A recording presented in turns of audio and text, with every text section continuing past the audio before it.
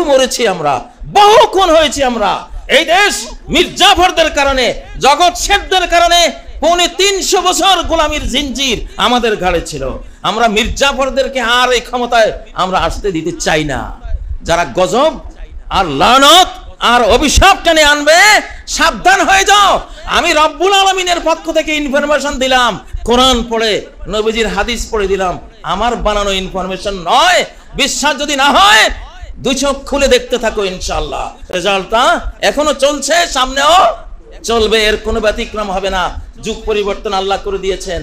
2024 পরবর্তী পৃথিবী, আগামী 100 বছর পর্যন্ত ইসলামের পৃথিবী, নতুন পৃথিবী, কোরআনের পৃথিবী, মাহদির পৃথিবী, মুহাম্মদ সাল্লাল্লাহু আলাইহি ওয়াসাল্লামের পৃথিবী, করুণুর রহমান, এটা রহমানের যুগ, রহমানের পৃথিবী। শয়তানেরটা এখনো চলবে না, ইনশাআল্লাহ। সম্মানিত মুসল্লিয়ান কিরাম, এই জন্য সূরা আল ফাতিহার যে 3টি ভাগ আল্লাহ করে দিয়েছেন, এই 3 ভাগের প্রথম ভাগে আমরা থাকবো ইনশাআল্লাহ। এই ভাগ ছাড়া আর কোনো দিকে যাবার কোনো রাস্তা আমাদের নাই। সামনে রক্তগঙ্গা অপেক্ষমান আছে। যারা ভুল করবে, বস্তার পচা আলু আল্লাহ রাখবেন না। এই পৃথিবীটা একটা বস্তা, এই বস্তার ভিতরে যারা যারা এখনো এই শতাব্দীতে এসেও স্রষ্টাকে ডিনাই করবে, স্রষ্টার অধিকার দিতে চাইবে না, ওই যায়েদ ইবনে আমর ইবনে নুফাইল যার কথা বলছি, উনি কোনোদিন মুশরিকদের জবাই করা পশু খেতেন না, অথচ নবীকে পান নাই। উনি বলতেন, এই যে পশুগুলি, এই যে দুম্বার পাল, আল্লাহ এগুলো সৃষ্টি করেছেন, এগুলোর জন্য আকাশ থেকে বৃষ্টি দিয়েছেন, এগুলোর জন্যই জমিন থেকে ঘাস উৎপন্ন করে দিয়েছেন, আর তোমরা সেগুলোকে মূর্তির নামে জবাই করো। তোমাদের এই জবাইকৃত পশুর গোশত আমি খাবো না, আমাকে খাওয়াতে পারবা না। তিনি খান নাই কোনো সময়। বিনিময়ে আপনারা শুনলেন তো, জান্নাত পেয়েছেন।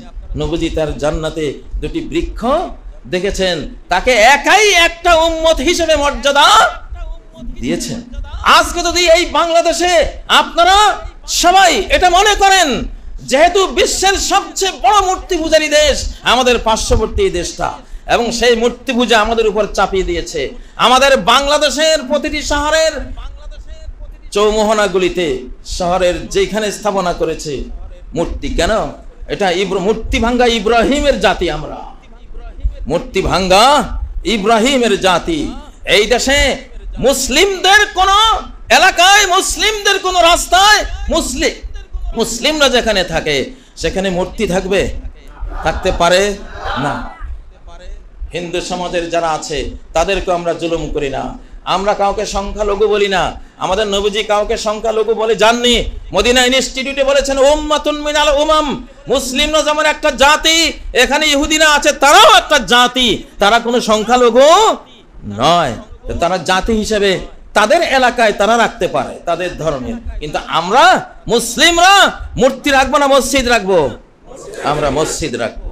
কিন্তু আমরা দেখেছি বিগত 17 বছরে আমাদেরই বসবাসের সকল সেন্ট্রাল পজিশনে মূর্তির সয়লাব, মূর্তির বন্যা বয়ে দেওয়া হয়েছিল।